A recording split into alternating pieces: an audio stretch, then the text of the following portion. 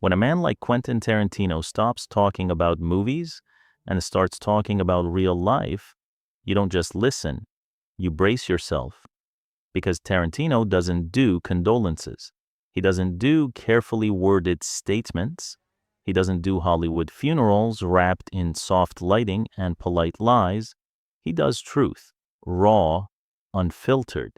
The kind of truth that publicists spend decades and millions of dollars trying to keep buried.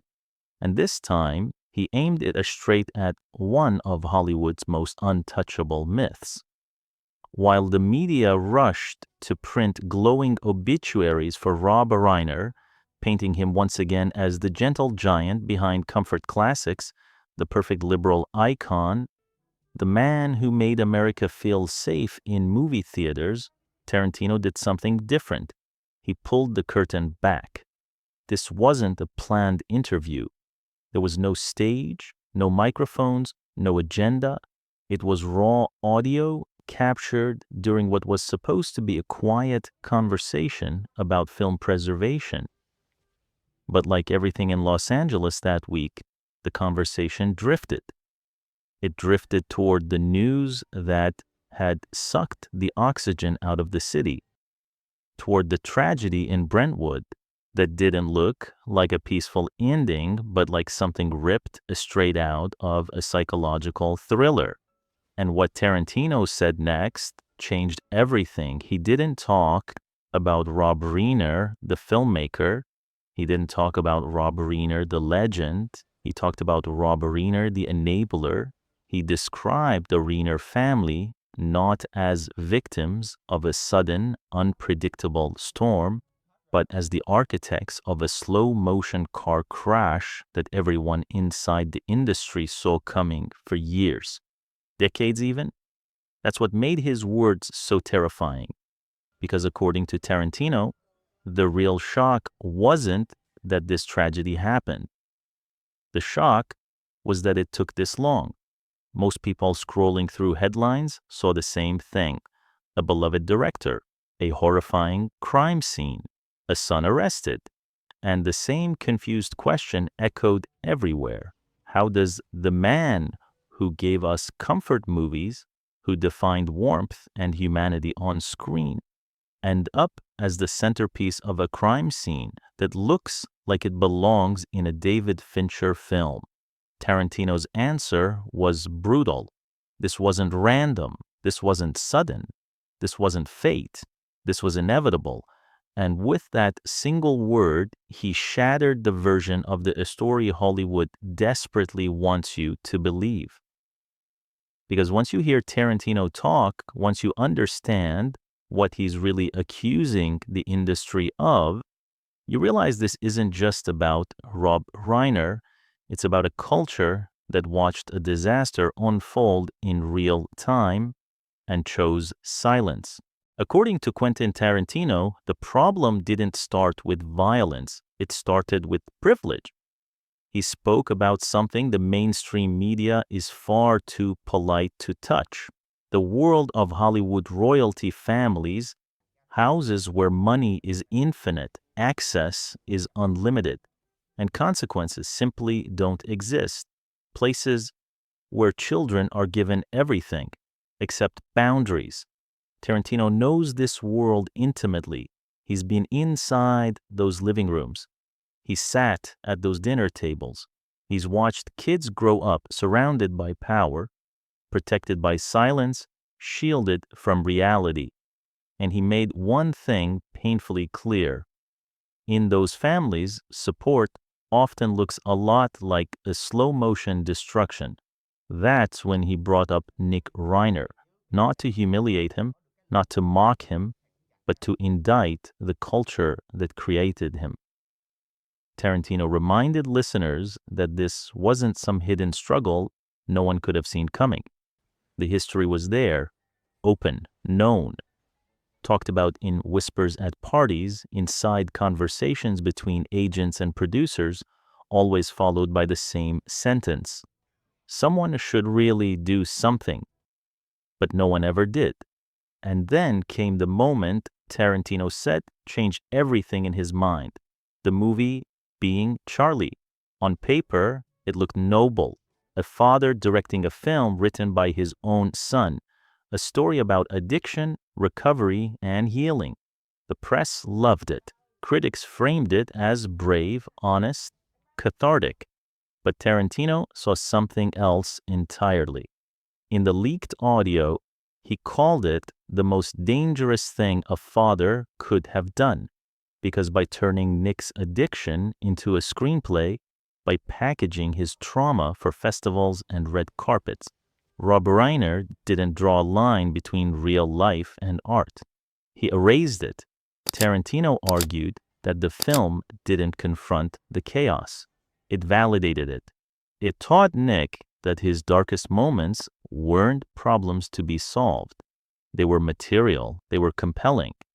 They were proof that he was interesting, a tortured artist, a character worth watching.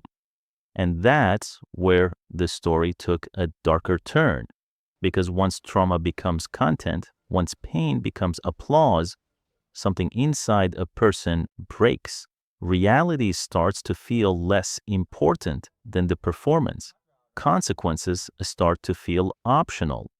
Tarantino didn't speculate from the outside. He spoke as someone who had been there. He described industry events in Brentwood years earlier. Nick showing up looking hollow, unstable, clearly using, and the reaction from the room wasn't concern. It was applause. People shook his hand. They praised his writing. They told him he was brilliant. No one stopped him. No one stopped his father. No one said the words that mattered most. Your son is dangerous. Instead, the machine kept running. Because in Hollywood, stopping the machine is worse than watching it destroy someone.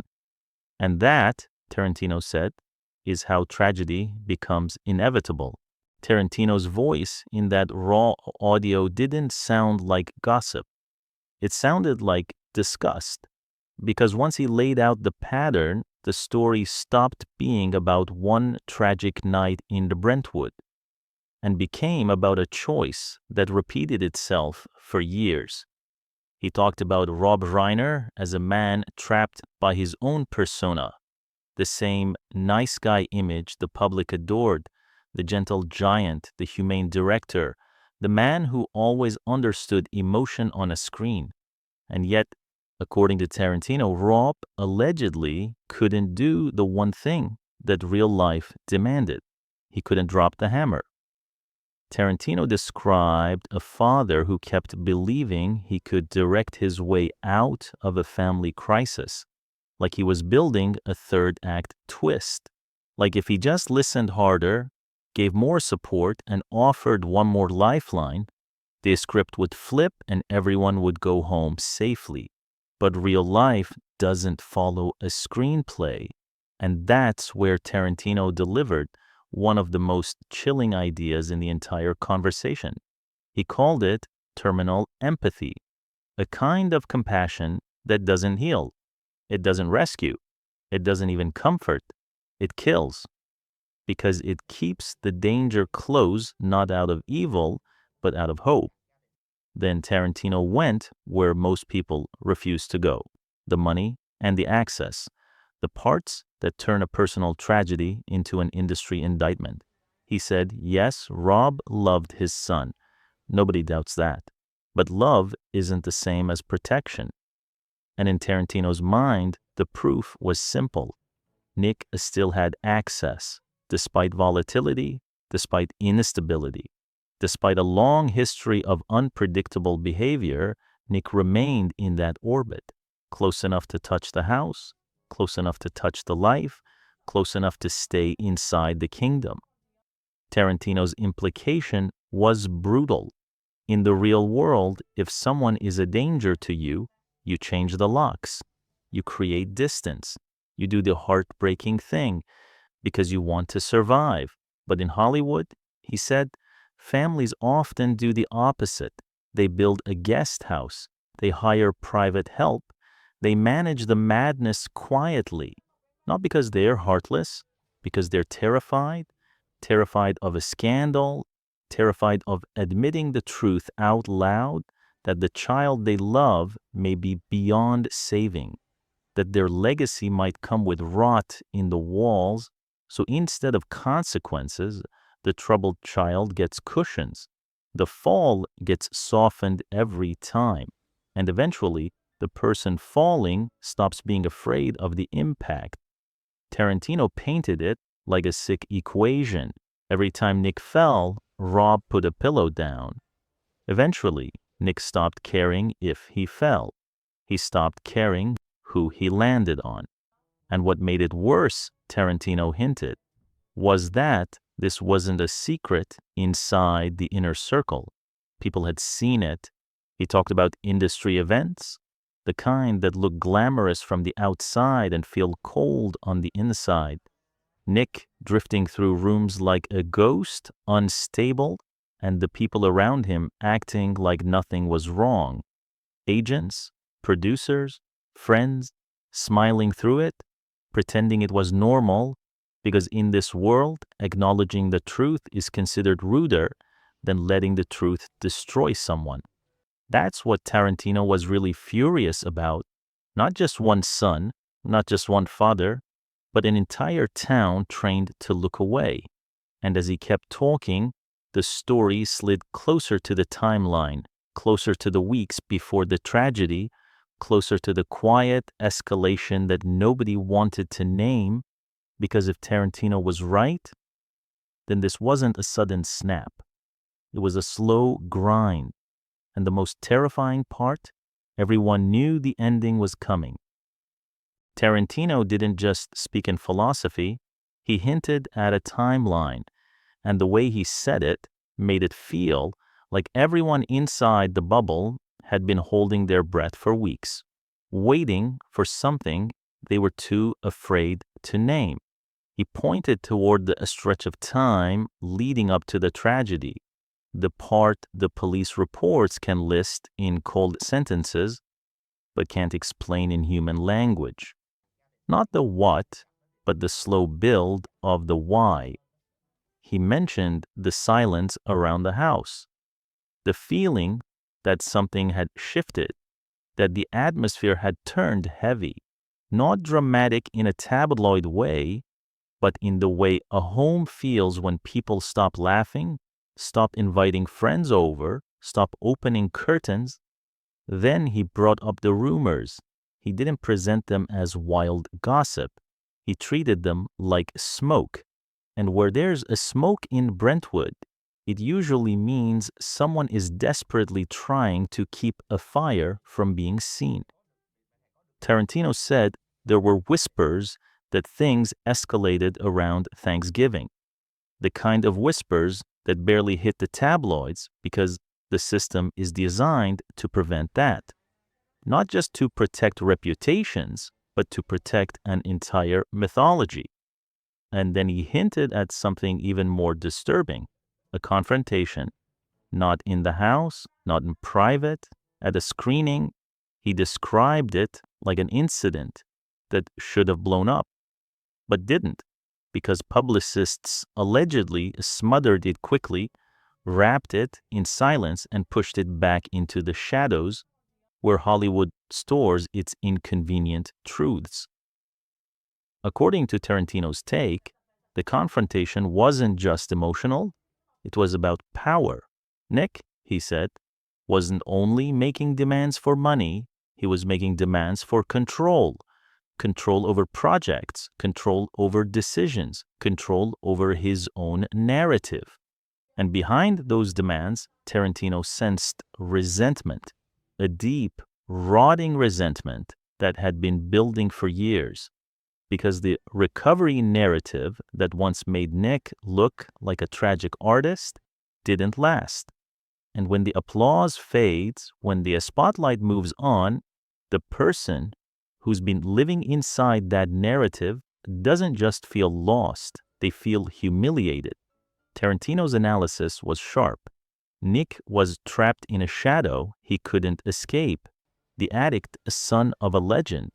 The boy everyone patted on the head and called brave until they got tired of the story. And once the story stopped being profitable, he was left with nothing but the anger. But here's where Tarantino drew the line between a normal parent and a Hollywood parent. A normal person, he implied, would see this kind of escalation and think, this is dangerous. But Rob Reiner, in Tarantino's telling, didn't see a threat. He saw a struggling boy, a character who needed development, a story that could still be fixed. So instead of cutting him off, instead of creating distance, Rob pulled him closer. The way you pull in someone you're terrified to lose, the way you cling to hope because the alternative is too ugly to admit. And that is what Tarantino called the industry's taboo, not the addiction, not the privilege, not even the volatility. The taboo was fear. The idea that behind those gates, behind the donations, behind the perfect political image and the soft reputation, the family wasn't just struggling with Nick. They were allegedly terrified of him. And that fear, Tarantino suggested, was the secret they never wanted to speak aloud. Because once you admit you fear your own child, the myth collapses. The myth of the perfect family, the myth of control, the myth that money and love can solve anything. And if that myth collapses, then suddenly the whole town has to ask itself a question it can't handle. How many other families are sitting in mansions tonight, quietly afraid, pretending everything is fine? Tarantino shifted the focus in a way most people never do. Because in stories like this, the public usually locks onto two figures, the famous father and the troubled son. Everyone else becomes background, collateral, a footnote, but Tarantino didn't let that happen. He brought up Michelle Singer Reiner, and the way he spoke her name carried something heavy, not just sympathy, something closer to dread. He suggested that for years, Michelle was the invisible structure holding the entire household together. The buffer, the person standing between Rob's optimism and Nick's reality. Rob, in Tarantino's telling, wanted to believe. He wanted to see hope, redemption, growth. He wanted to keep the story moving toward a happy ending. Michelle had to live in the day-to-day, the chaos, the mood swings, the tension in the walls, the fear that doesn't look like fear until it's too late. Tarantino implied she wasn't just supporting her husband, she was managing the madness, containing it, doing what countless spouses in powerful homes do quietly, making sure the world never sees what happens behind the gate.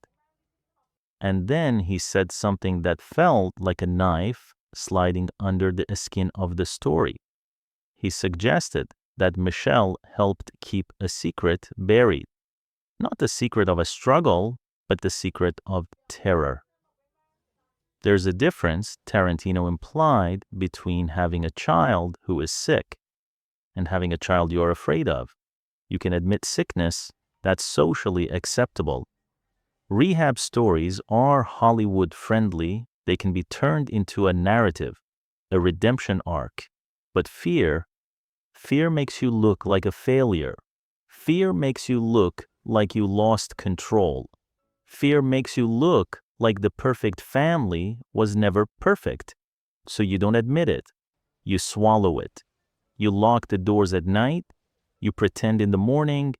You keep smiling at fundraisers and you pray the dam holds. Tarantino's voice, as he described this, sounded almost haunted. Like he wasn't just talking about the Rainers anymore, but about a pattern he's seen all over Los Angeles. And then he reached the turning point because buffers don't last forever. Eventually, the person holding the wall together gets exhausted, the body breaks down, the mind says, I can't do this anymore. And when that buffer wears thin, the entire system collapses.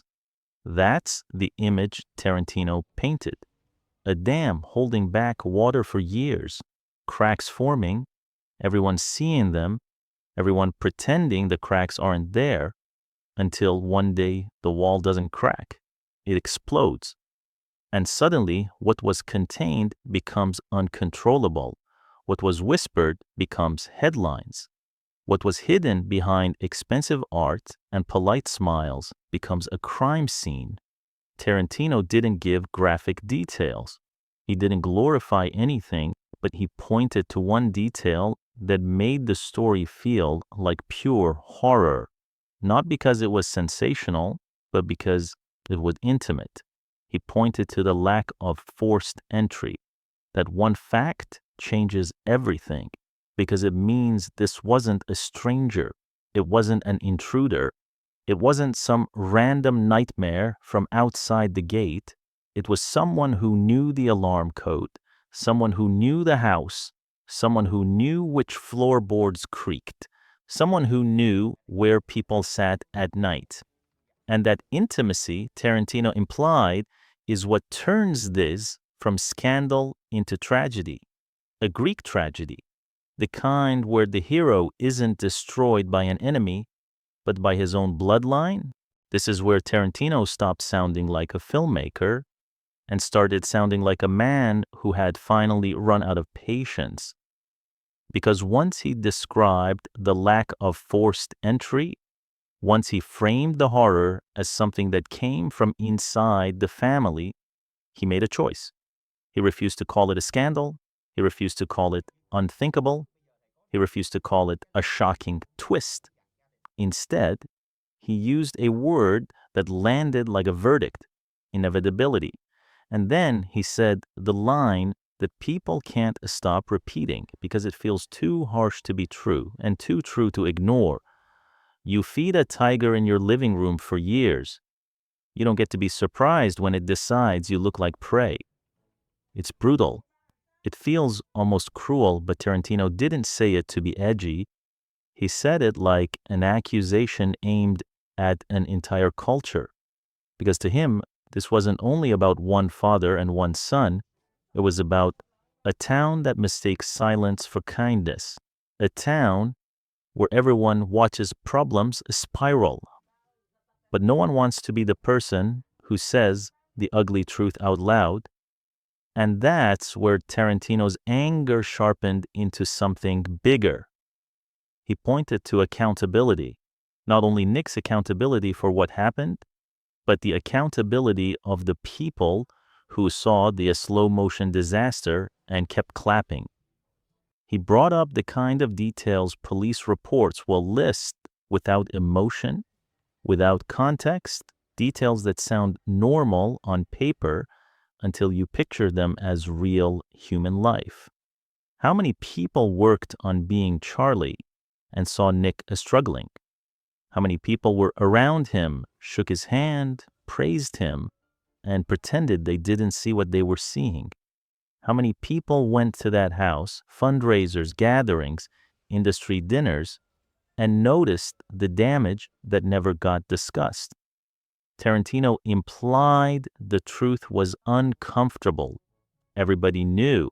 And if everybody knew, then the silence wasn't just one family's silence, it was collective. It was the silence of a community that prefers a beautiful lie to an ugly truth. That's what Tarantino claimed he broke. Not because he wanted attention, but because he was disgusted by how quickly the narrative was being sanitized. Because even now, according to Tarantino, the machine is already trying to reshape the story into something more comfortable. A tragedy with no villains. A mental health story with soft edges. A cautionary tale where responsibility blurs into nobody's fault. But Tarantino didn't buy that. He pushed it back toward the uncomfortable reality. A person can suffer, a person can struggle, and still be responsible for what they choose to do. And just when you think his message is already explosive enough, he pivots to something even darker. He starts talking about what comes next. because in his mind, the tragedy wasn't the final chapter. The trial would be. This was the moment Tarantino's tone changed. Up until now, he had been dissecting the past, patterns, culture, silence. But when he started talking about what was coming next, his voice hardened because in his mind, the most disturbing chapter of the story hadn't even begun. The trial. Tarantino said something that sounded less like speculation and more like a prediction, one shaped by decades of watching how Hollywood, media, and high-profile courtrooms really work. Watch them turn Rob into the villain. That was the line. He wasn't guessing. He was warning. Tarantino explained that the legal defense was already visible if you knew where to look.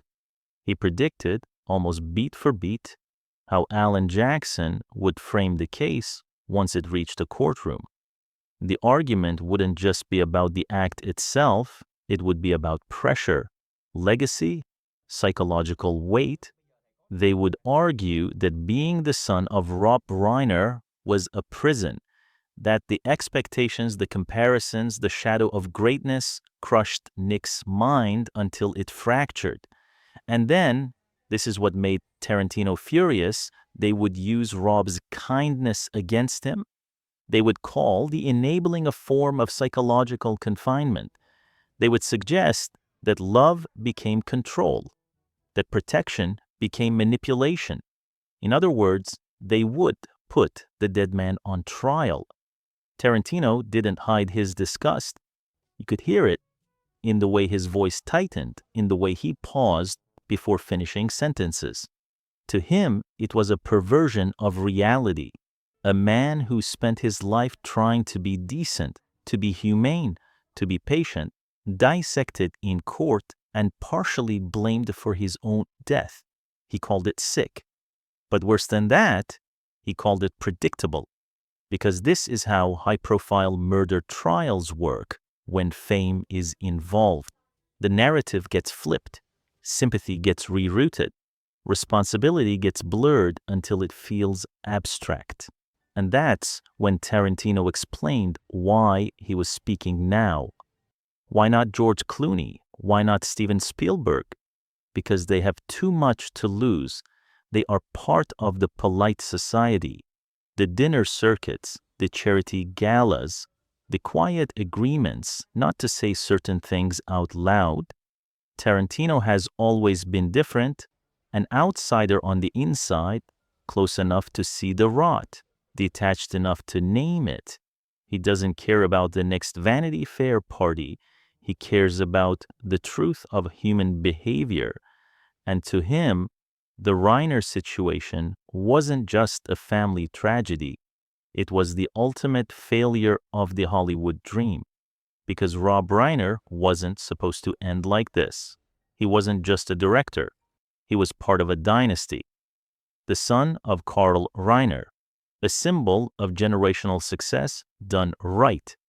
And for that myth to end in blood on the floor of a Brentwood mansion didn't just shock the industry, it shattered it. It told every celebrity something they never want to admit. No matter how many awards you win, no matter how much money you give away, no matter how good your intentions are, you're not safe from your own creations. And as Tarantino kept talking, the focus shifted one last time, away from the courtroom, away from the lawyers, toward the moment everyone keeps avoiding, the night itself. Tarantino didn't describe the night like tabloid entertainment. He treated it like a horror story that didn't need gore to be terrifying, because the terror wasn't in the details. It was in the intimacy. He pointed to what investigators reportedly noticed immediately, what the headlines mention almost casually, but what changes the emotional weight of the entire case. No forced entry. That means no stranger, no random intruder, no faceless villain from outside the gates. It means someone came in the way family comes in. someone who knew the code, someone who knew the rhythm of the house, someone who knew which floorboard betrayed you with a creak and which hallway stayed silent. Tarantino lingered on that idea like it made him physically sick, because it transforms a crime story into something older, something mythic, something almost unavoidable. He compared it to a Greek tragedy, not a scandal, not a celebrity meltdown, a tragedy where the hero is destroyed by his own bloodline. And when he said that, you could feel what he was really doing. He was refusing to let Hollywood reduce this into a clean headline, because clean headlines are comforting. Shocking incident, unexpected tragedy, sudden mental break. But Tarantino wouldn't allow the comfort. He kept insisting this wasn't sudden. It was a long grind, a slow motion collapse built over years of yes, years of softened consequences, years of people pretending not to see what they were seeing. And then he delivered another uncomfortable truth. He said, if we treat this as a simple tragedy, we miss the lesson. We miss the accountability. Not just Nick's accountability, but the accountability of everyone who watched the chaos unfold and never intervened.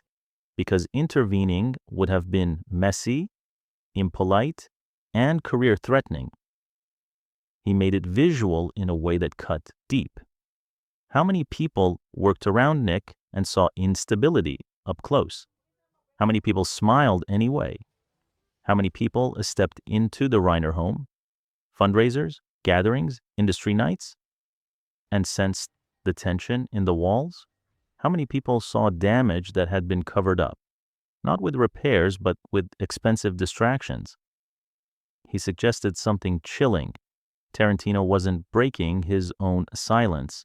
He was breaking a collective silence, a silence that belongs to a town that loves beautiful lies more than ugly truths.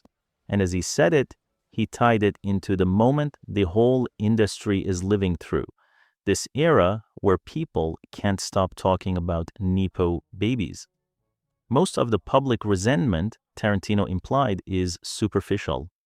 People complain about unfair access to roles, to opportunities, to connections. But this case pushes the conversation into something darker. It's not just about privilege giving someone success, it's about privilege rotting someone from the inside. Nick had every advantage a human being could possibly have: the best schools, the best rehab options, the best connections. A father who even turned his struggle into a project the world could applaud. And the outcome was still destruction. Tarantino's takeaway was bleak. Struggle can build character, but total ease can build monsters. Because without consequences, a person never learns where the line is. And once the line stops existing, anything becomes possible. Then Tarantino dropped one more detail quietly, but with the weight of a ticking clock. A date that was already hanging over Los Angeles like a storm cloud. January 7th, a looming courtroom moment that in his mind would turn this from tragedy into a spectacle. And that's where he warned, the next phase of this story won't be about truth. It will be about narrative warfare. Tarantino didn't call it a trial, he called it an autopsy, because in his mind, what's coming isn't just about guilt or innocence, it's about cutting open the illusion Hollywood has spent a century protecting and letting everyone see what's been rotting inside. He said January 7th isn't just a court date, it's a reckoning, a moment when private texts get read aloud, when recorded voices lose their privacy, when a famous man's final words stop being movie dialogue and start becoming evidence. And that's why Tarantino spoke before the courtroom lights turn on. He believes the defense will try to turn the trial into a circus. Subpoenas, celebrity names, familiar faces dragged into testimony. not because they matter to the truth, but because the spectacle confuses accountability. He even floated the possibility quietly, almost bitterly, that people like himself could be pulled into it. Imagine that, he said. A filmmaker on the stand dissecting the parenting choices of another filmmaker under oath for public consumption. That's the future he sees. And that's why he wanted to lock something into the record now, that this wasn't society's fault. It wasn't fame's fault. It wasn't pressure's fault. It was the act of an individual who had been given every possible chance and chose violence. Tarantino was clear about one thing: empathy cannot erase responsibility. Context can explain behavior, but it cannot absolve it. And Hollywood, he warned, has a dangerous habit of confusing explanation with excuse. What makes this story so hard to look away from, what makes it feel bigger than celebrity gossip, is that it destroys the fantasy at the heart of the industry. We're trained to believe these people are untouchable, that money buys safety, that gates and guards and private lives create immunity. But this time, the call didn't come from outside the house. It came from inside, and that forces a question no one wants to ask out loud. If this can happen to one of Hollywood's most beloved families, what does that say about all the others pretending they're fine? Tarantino pointed to the quiet reactions of the surviving siblings, measured statements, composed silence, love instead of rage. He didn't criticize it, he understood it. To him, it looked like the final act of protection, one last attempt to hold up the image of a family that had already collapsed behind closed doors. And that's the final irony he couldn't shake. A man who made films about truth, about standing up to authority, about telling it like it is, dying because he couldn't face the truth in his own kitchen. As the trial approaches, Tarantino warned, things will get uglier. Photos will leak, narratives will twist, people will rush to sanitize, soften, and simplify what should never be simplified. So when the next headline hits, when the bold print screams for attention, he urged people to look past it, look for the silences, look for who isn't speaking, look for the families watching from behind gates, wondering if they are next. Because in Tarantino's view, this story was never really about a murder. It was about a myth. And that myth, the perfect Hollywood family, the idea that success protects you from consequence, died the same night the illusion finally ran out of places to hide. This wasn't the end of the story. It was the beginning of Hollywood examining its own body on the table and not liking what it finds,